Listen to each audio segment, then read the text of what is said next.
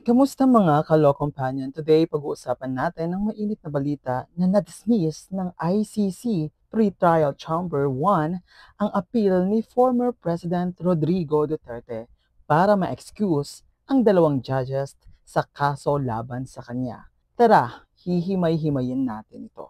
Unang-una, ano nga ba ang basihan ng appeal ni Duterte? Ayon sa Rome Statute Article 41, Paragraph 2, kailangang impartial o walang pinapanigan ang mga huwes. Sa Article 42, Paragraph 7, kung may conflict of interest, dapat umatras ang judge. Kaya ang argumento ng defense team, may perceived bias daw sina Judge Rene at Judge Maria. Parang sinasabi nila baka may kinikilingan kayo.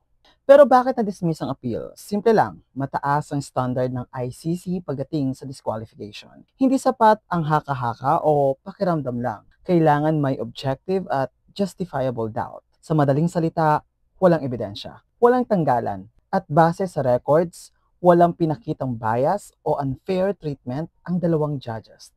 May precedent cases na pinanghawakan dito. Sa kasong Prosecutor versus Lumbaga, sinabi ng ICC na yung disagreeing sa ruling ng judge ay hindi ibig sabihin na bias siya. At sa kaso naman ng Prosecutor versus Bemba, kahit may past statements ang judge, kailangan pa rin mapatunayan na may actual prejudice. Kaya dito, consistent lang ang ICC. Impartiality is presumed unless clearly proven otherwise.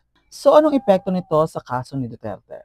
Tuloy-tuloy na ang jurisdictional review, hindi na pwedeng harangin pa gamit ang technicalities. Naubusan na ng procedural tactics ang defense team at ang ICC, lalo pang pinakita na independent at hindi basta nagpapadikta. Sa mas malawak na larawan, ito ang mensahe. Hindi pwedeng mamili ng West ang isang akusado. The law must be above all. At kung ang domestic legal system ay hindi gumana, nandyan ang ICC para ipatupad ang accountability. Isang malakas na statement ito laban sa impunity. Final thoughts. This dismissal is a win for justice. It sends a clear message. Ang ICC ay hindi matitinag. At ang kaso ni Duterte officially ay papasok na sa mas substantive phase.